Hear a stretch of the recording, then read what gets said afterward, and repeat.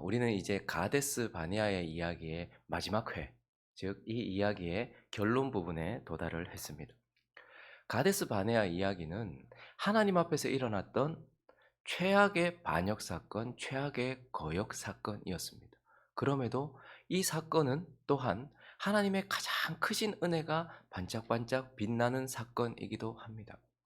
죄로 인해 죽을 수밖에 없는 우리를 구원하시기 위하여 어린 양을 예비하셨던 그 하나님이 구원받은 백성임에도 불구하고 계속해서 하나님을 거역하는 이들의 생존을 위하여서 중보자를 준비하셨다라는 것이 드러나는 사건이 바로 가데스 바네아 사건입니다. 그러니 하나님의 백성들은 어린 양의 피로 구원을 받고 계속 거듭거듭 거역하는 인생임에도 불구하고 중보자를 통하여서 생존하고 있다라는 것을 보여주는 은혜의 사건이 바로 가데스 바네아 사건입니다. 그럼에도 불구하고 이 가데스 바네아 사건은 해피엔딩이 아니라 새드 엔딩으로 마치고 있습니다. 우리는 이 슬픈 결말을 이제 바라보면서 하나님께서 이 가데스 바네아 사건을 마무리하시면서 주시는 이야기, 그래서 이 이야기를 이제 덮으시면서 하나님이 우리에게 주시고자 하시는 그분의 메시지, 그분이 우리에게 심어주고자 하는 메시지를 살펴보려고 합니다. 그 첫 번째는 먼저 이 이야기를 마무리하시면서 하나님은 거역의 무서움에 대하여서 우리에게 다시 한번 주지시켜 주고 있습니다. 거역의 무서움. 오늘 우린 본문을 통하여서 이스라엘 백성들이 하나님을 거역했다라는 것을 봅니다. 하나님에 대한 거역이란 결국 자기 감정이 주인이 되어서 살아가는 것, 하나님의 영과 그분의 뜻이 우리를 주관하는 것이 아니라 순간순간 내 감정이 나를 주관하여서 감정을 따라 살아가는 것, 이것이 하나님을 향한 거역입니다. 그리고 육신의 생각, 내게 버뜩 떠오르는, 내게 계속 떠오르는 육신의 생각을 따라 살아가는 것, 영을 따라 살고 말씀을 따라 사는 것이 아니라 육신을 따라 사는 것, 그것이 바로 육신의 생각을 따르는 것, 그것이 바로 거역입니다. 그래서 결국 하나님이 나를 통치하시기 전, 하나님이 내게 은혜를 베푸시기 전의 모습, 그 옛 모습으로 돌이키는 것, 그것이 바로 거역입니다. 많은 사람들이 순간순간 하나님을 거역합니다. 감정을 따라서 행동합니다. 육신의 생각을 따라서 행동을 합니다. 그래서 예수 믿기 전에 옛 모습으로 쉽게 돌아갑니다. 하나님의 백성들은 그렇게 하나님을 거역했습니다. 그런데 또 하나님의 백성들은 거듭 하나님을 거역했습니다. 22절을 한번 볼까요? 읽습니다. 시작. 내 영광과 애국과 광야에서 행한 내 이적을 보고서도 이같이 10번이나 나를 시험하고 내 목소리를 청종하지 아니한 그 사람들. 단순히 하나님을 거역한 게 아니에요. 하나님의 영광과 애굽과 광야에서 행한 하나님의 이적을 똑똑히 보면서도 그 은혜 가운데서도 10번이나 하나님을 시험하고 하나님을 거역했다, 이렇게 말합니다. 그래서 그들은요, 홍해에서도 하나님을 거역했어요. 그리고요, 마라에서도 하나님을 거역했어요. 그리고 곧 이르게 된 신광야에서도 하나님을 거역했어요. 그리고요, 르비딤에서도 하나님을 거역했어요. 그리고 시내산에서도요, 하나님과 언약 맺는 그 순간에도 하나님을 거역했어요. 그리고요, 다베라에서도 하나님을 거역했어요. 그리고요, 기브롯 핫다와 거기서도 하나님을 거역했어요. 계속해서 하나님을 거역했단 말입니다. 그래서 하나님은 이 거역의 결정판인 이곳에서 이 이야기를 마무리 지으시면서 하나님을 거역하는 인생은 어떻게 되는가를 보여주세요. 하나님을 거역하는 인생은 결국 죄와 죄의 결과를 보는 인생, 죄의 결과를 똑똑히 아는 인생이 되게 하신다라는 것을 보게 됩니다. 원래 저와 여러분이 구원받은 이유는요, 죄를 알기 위해서가 아니에요. 은혜를 알기 위해서 구원을 받았고, 그리고 하나님께서 주시는 그 은혜의 결과가 무엇인지를 알도록 부름을 받았단 말이에요. 그래서 구원받은 자들은요, 와, 하나님의 은혜가 이런 거구나, 그리고 하나님이 은혜를 주신 결과는 이런 거구나 하는 것을 보고 알아가도록 부름을 받았단 말입니다. 그런데 오늘 하나님을 거역했던 자들, 하나님을 거듭 거역했던 자들, 30절을 보시면요, 그들은 여분네의 아들 갈렙과 눈의 아들 여호수아 외에는 내가 맹세하는 너희에게 살게 하리라 한 땅에 결단코 들어가지 못하리라. 어제도 말씀드렸던 것처럼 가나안은 천국을 말하는 게 아니에요. 그들이 거역했기 때문에 구원을 잃어버렸다, 천국 못 간다, 지금 그런 얘기를 하고자 하는 게 아니라 그들은 가나안을 보지 못한다라고 말해요. 가나안은요, 죄와의 싸움을 통해서 거룩을 얻는 곳이에요. 그리고 순종의 노력을 통하여서 열매를 얻는 곳이에요. 그래서 그것은 경작하는 곳이요 싸우는 곳이에요. 그곳에 남아있는 옛사람들, 그곳에 남아있는 죄와 싸움으로써 거룩을 얻는 땅이 가나안이에요. 그곳에서 땅을 경작함으로써 하나님이 주신 7가지 절기를 따라서 땅을 경작하고 농사하면서 순종함으로써 열매와 젖과 꿀을 얻는 땅이 바로 가나안 땅이에요. 그런데 그들은요, 가나안을 얻지 못한다. 즉 어떠한 거룩한 변화도 없고, 그리고 어떠한 젖과 꿀도 얻지 못하게 될 것이다. 이게 죄의 결과라는 거예요. 그리고 나서 더 무서운 것은 32절입니다. 읽습니다. 시작. 너희의 시체는 이 광야에 엎드러질 것이요. 시체, 죽음이라는 것이 결국 무엇을 상징합니까? 죄의 결과를 상징하는 거예요. 그런데요, 그들은 지금 한 2년 지났으니까요. 40년이니까 38년을 뭐 보는 인생이 된 거예요? 하나님의 은혜를 보는 인생이 아니라 죄의 결과를 보는 인생인 거예요. 오늘 지나면 누가 하나 확 광야에 엎어집니다. 그리고 내일 되면 또 누가 광야에 엎어집니다. 내 부모가 광야에서 죽습니다. 내 사랑하는 가족이 광야에서 죽습니다. 계속해서 그것을 장래. 그래서 결국 38년에 40년의 광야 생활은 장래 행렬인 거예요. 계속해서 죽음을 보는 거예요.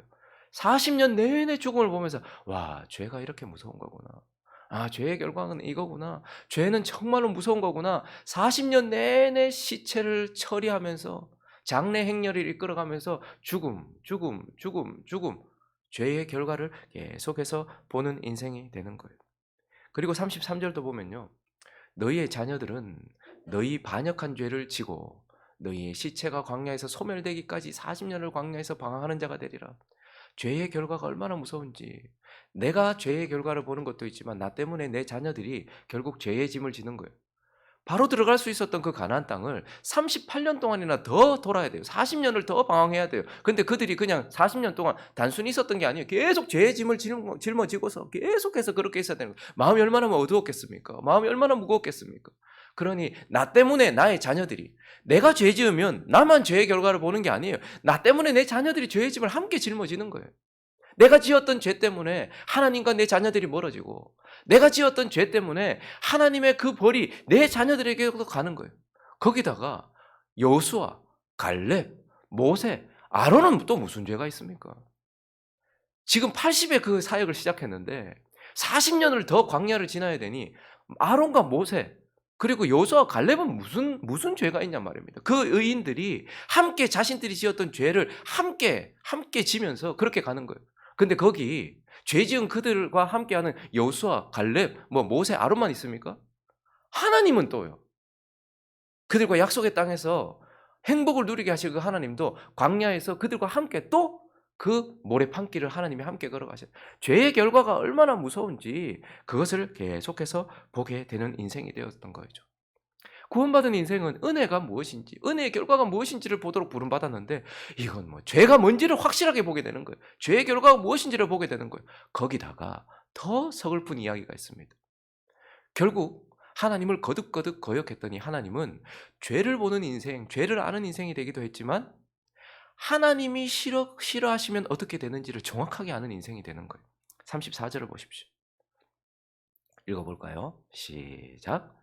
너희는 그 땅을 정탐한 날 수인 40일의 하루를 1년으로 쳐서 그 40년간 너희의 죄악을 담당할지니 너희는 그제서야 내가 싫어하면 어떻게 되는지를 알리라 하셨다.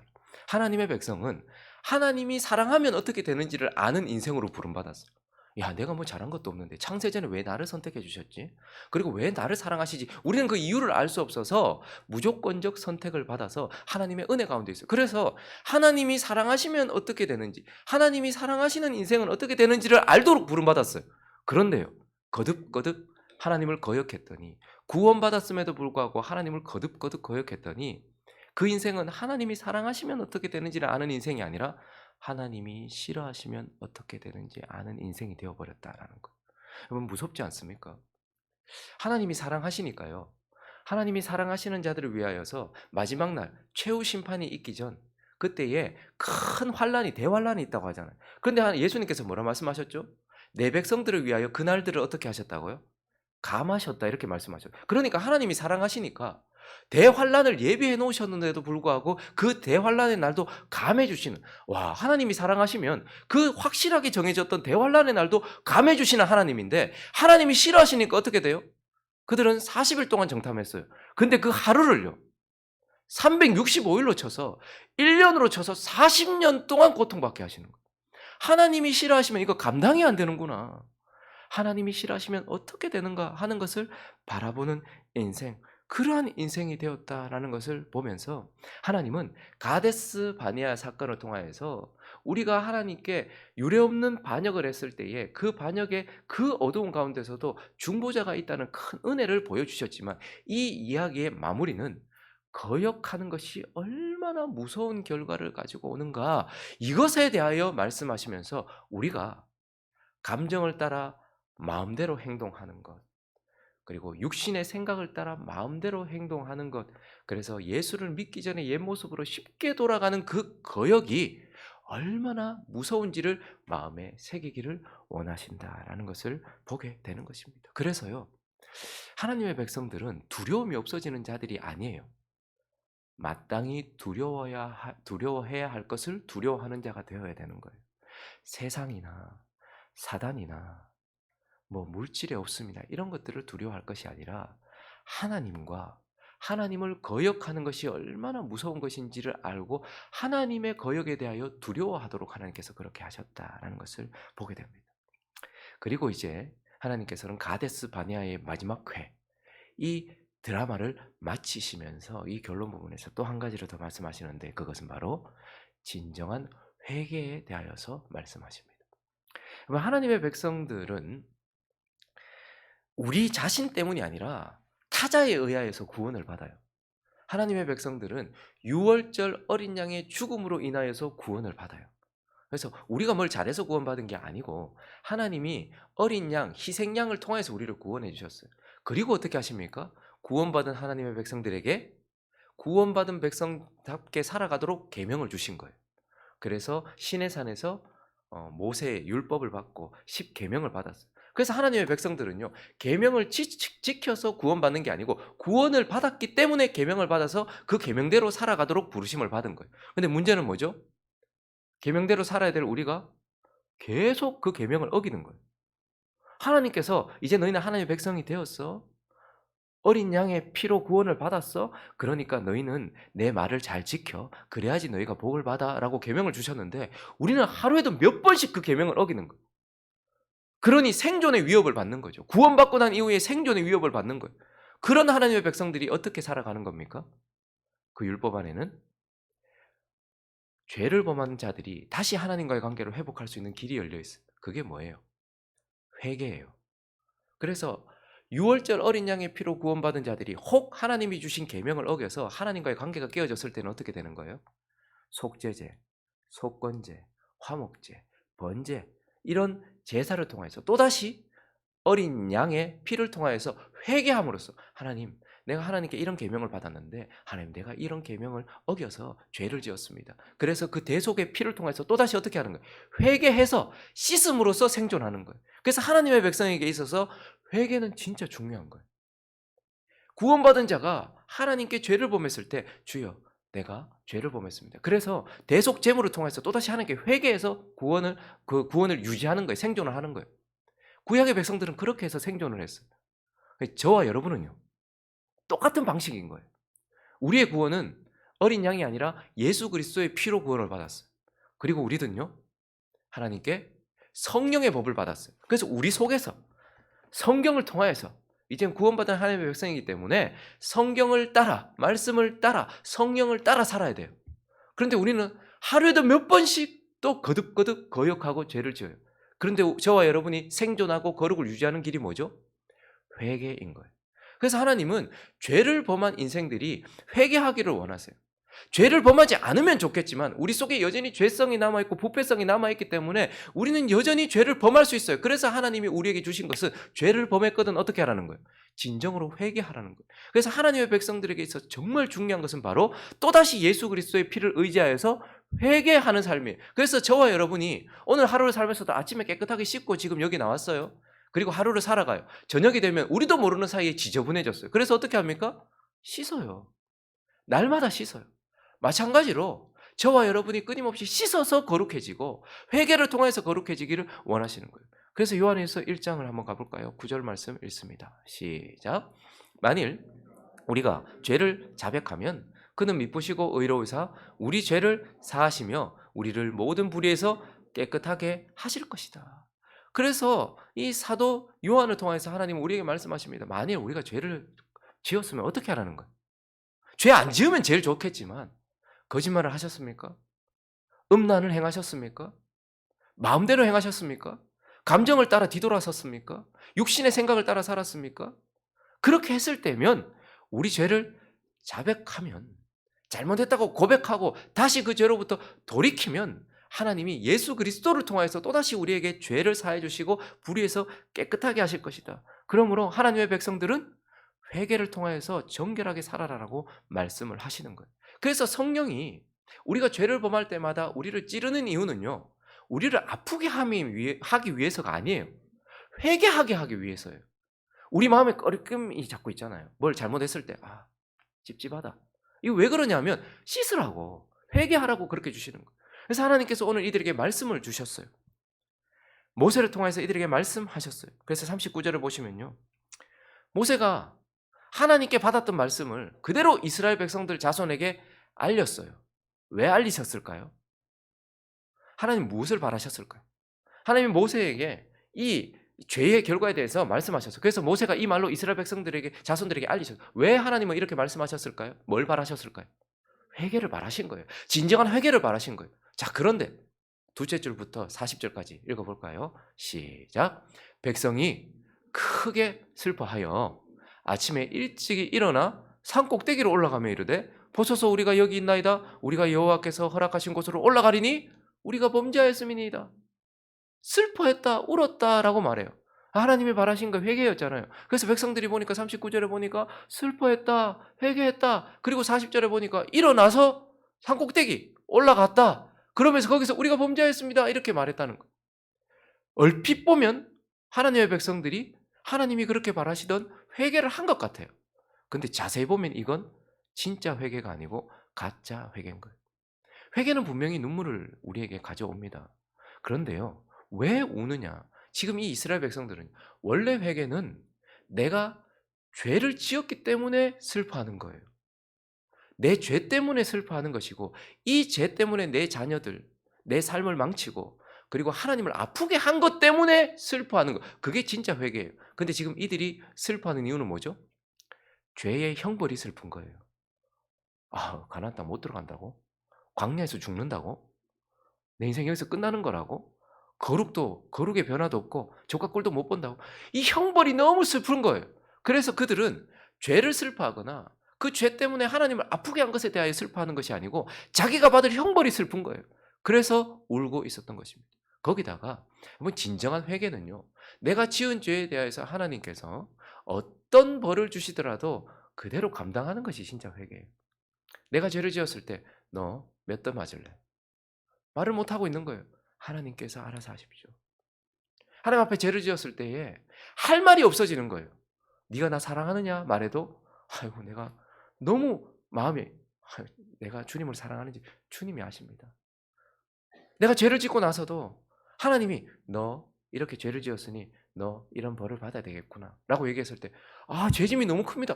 그건 아니죠. 이렇게 하는 것이 아니라 어떠한 벌을 주시더라도 달게 받겠습니다. 내가 정말 잘못했습니다. 이게 정말 회개예요. 그래서 저는 만약에 이 본문에서 하나님께서 이렇게 하루를 1년으로 쳐서 40년 동안 너희가 다 죽기까지 1세대 다 죽는다 라고 말하셨을 때 진정으로 회개하고 하나님 정말 잘못했습니다. 용서해 주십시오 라고 했다면 어떻게 되었을까? 아마 본문이 바뀌지 않았을까요? 여러분들도 자녀들이 아무리 잘못해도 그 자녀가 완전히 무릎 꿇고 내가 정말 잘못했습니다 하나님. 정말 잘못했습니다 하나님. 내가 또다시 이런 일을 저지르지 않도록 정말 잘못했습니다 라고 싹싹 빌고 진짜 회개를 했다면 우리가 자녀들에게도 그냥 내가 마음먹었던 대로 다 못하잖아요. 하나님께서 어떻게 하셨을까? 아마 저는 달라졌을 거라고 생각을 해요. 그런데 이들은 결국 진정한 회개를 하지 않았어요. 회개를 흉내내고 있었어요. 하나님 앞에서 반역을 하더니 가짜 회개를 한 거예요. 그래서 하나님은 이 마지막 가데스 바네아라는 드라마의 마지막 회에서 회개가 없으면, 진짜 회개가 없으면 어떻게 되는지도 보여주세요. 그래서 43절을 보시면요. 아말렉인과 가나안인이 너희 앞에 있으니 너희가 그 칼에 망하리라. 너희가 여호와를 배반하였으니 여호와께서 너희와 함께하지 아니하시리라. 하나님, 죄를 범했기 때문이 아니라 그 죄를 씻지 않았기 때문에 하나님이 함께 하시지 않는다는 거예요. 여러분, 죄를 범할 수 있습니다. 근데 회개하면 돼요. 그런데 회개도 안 해놓고 지금 막 뭘 하겠다고 앞으로 나간 거잖아요. 땅을 얻겠다고 막 사업하겠다고 막 나가고 내가 제대로 해보겠다고 내 삶을 이렇게 보겠다고 회개도 안 하고 나간 거잖아요. 그러니까 그 다음 절에 뭐라고 말합니까? 그들이 그래도 산꼭대기로 올라가 가지고 뭐 사업하겠다고 뭐 한번 제대로 한번 해 보겠다고 그랬더니 여호와의 언약궤와 모세는 어떻게 해요? 진영을 떠나지 아니하니라. 하나님 함께 안 하신다는 거예요. 그럼 우리가 죄를 범했기 때문이 아니라 우리가 진정으로 회개하지 않았기 때문에 하나님이 우리와 함께 하지 않는다라는 것을 보여줘요. 진정한 회개가 없으면 하나님과의 동행도 없어요. 그러나 더 무서운 것은 무엇이죠? 41절입니다. 시작. 모세가 이르되 너희가 어찌하여 이제 여호와의 명령을 범하느냐 이 일이 형통하지 못하리라. 여러분, 우리가 죄를 너무 많이 지었기 때문에 형통하지 못한 게 아니고 그 죄를 씻지 않아서 형통하지 못한 거. 자꾸 하나님이 말씀하신 그 말씀에 대하여서 진정으로 회개하지 않고 이걸 다 정리를 안 하고, 부부 싸움도 그렇잖아요. 남편이 아내에게 뭘 크게 잘못했거나 아내가 남편에게 뭘 크게 잘못했다면 일단은 그 부부 관계를 회복하고 그 이후에 뭘 해야 되잖아요. 지금 하나님 앞에 크게 잘못을 해놓고 회개도 제대로 하지 않고 사업하겠다는 거예요. 뭘 얻겠다는 거예요. 농사하겠다는 거예요. 그러니까 하나님이 함께 하지도 않을 뿐만 아니라 이 일이 형통하지 못할 것이다. 그래서 45절도 보면요. 아말렉인과 산간지대에 거주하는 가나안인이 내려와 그들을 무찔렀다. 패배했다 이 말입니다. 그러니 진정한 회개가 없으면 하나님과의 함께함도, 하나님이 함께 하시지도 아니할 뿐만 아니라 형통도 없고 승리도 없는 거예요. 하나님의 백성들이 승리를 맛보라고 구원받았어요. 형통을 누리라고 맛보라고 구원받았어요. 그런데 그렇게 하지 못하는 이유가 진정한 회개가 없기 때문이다라고 말씀하시면서 이제 이 가데스 바네아라는 드라마를 마치시면서 거역의 무서움에 대하여서 그리고 진정한 회개에 대하여서 우리에게 방점을 찍으면서 우리에게 마침표를 찍고 계시는 것입니다. 말씀을 정리하겠습니다. 오늘 이 가데스 바네아의 성경 이야기는 먼 옛날 일어났던 남의 이야기가 아니고 지금도 반복되고 있는 우리의 이야기입니다. 그러므로 하나님의 약속의 땅을 바라보면서 악평하지 마십시오. 하나님께서 주신 가나안 땅을 바라보면서 그 10명의 정탐꾼이 이 땅은 안 좋은 땅이야. 이 땅은 결국 거룩하게 우리가 지키지 못해. 우리를 삼키는 땅이야. 이 땅 적과 꿀 우리가 못 누리는 땅이야. 그렇게 악평했던 그 10명의 정탐꾼 그리고 그것을 믿어버렸던 이스라엘 백성들처럼 하나님이 약속하신 땅을 향하여서 악평하지 마십시오. 저와 여러분이 죽으면 뭘로 돌아가죠? 흙으로 돌아가요. 그러니까 우리는 뭘로 지요? 우리는 뭐예요? 흙이에요. 땅이에요. 그 이스라엘 백성들, 구약의 이스라엘 백성들에게 약속하셨던 땅은 가나안 땅이지만 예수 그리스도의 피로 구원받은 우리에게 약속하신 땅은 흙으로 지음받은 나예요. 그리고 주변에 있는 형제 자매예요. 하나님이 약속하신 땅이에요. 그러니 나를 향해서, 내 삶을 향해서 악평하지 마십시오. 하나님이 거룩하게 하시겠다 한 땅이에요. 하나님이 젖과 꿀이 흐르게 하게 하시겠다는 땅이에요. 하나님이 언약하신 땅이에요. 그런데 자기 자신을 보면서 악평을 하는 거. 안 된다. 거룩 안 된다. 나는 이래 살다가 갈란다. 거기다가 우리 주변에 있는 형제들을 바라보면서 주변에 있는 자들을 바라보면서 내 자녀를 바라보면서 내 배우자를 보면 악평을 하는 거. 저 안 된다 저. 저 진짜 저 사람 아니다. 저 뭐 저런 게 다 있노. 이거 안 되겠다. 악평하지 마십시오. 하나님이 약속하신 땅이에요. 그러니 오늘 이 말씀을 보면서 이 말씀이 옛날 이야기로 그쳐지지 않고 우리에게 이어지지 않도록 막 이어지도록 그렇게 악평하지 말라는 겁니다. 또 하나 거역하지 마십시오. 감정이 내 주인이 아닙니다. 육신의 생각이 내 주인이 아닙니다. 돌이키는 것 그거 정말 무서운 결과를 가지고 온다는 것을 기억하면서 하나님을 거역하지 마십시오. 그러나 혹 우리가 욱 해가지고 제가 김형 욱이잖아요. 그래서 저는 욱 하면 형통할 형이 되지 못할 인생이에요. 근데 욱 하지 않으면 형통한 인생이 될 그러한 부름을 받았어요. 근데 저만 그런 게 아니에요. 여러분들도 마찬가지입니다. 그러니 혹 죄를 지었다면 어떻게 해야 될까요? 회개하십시오.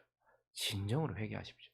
하나님께서 우리의 죄를 완전히 씻어 주실 때까지, 그래서 하나님께 완전히 싹싹 빌고 거룩해지면 그때 우리의 삶에 기쁨이 찾아오고 행복이 찾아온다는 것을 기억하면서 그렇게 우리가 진정한 회개를 하십시오. 세 가지 기억하십시오. 하지 말라 두 개 하라. 하지 말라 뭐? 악평하지 말라. 하나님이 약속하신 땅을 바라보면서 나나 우리 주변에 있는 사람들을 바라보면서 악평하지 말라. 또 하나는 뭐요? 거역하지 말라. 그리고 뭘 하라고요? 죄를 지었다면 진정으로 회개해라. 이거 기억하시면서 이번 한 주도 거룩한 삶을 살아가는 저와 여러분 되시기를 예수 그리스도의 이름으로 축원합니다.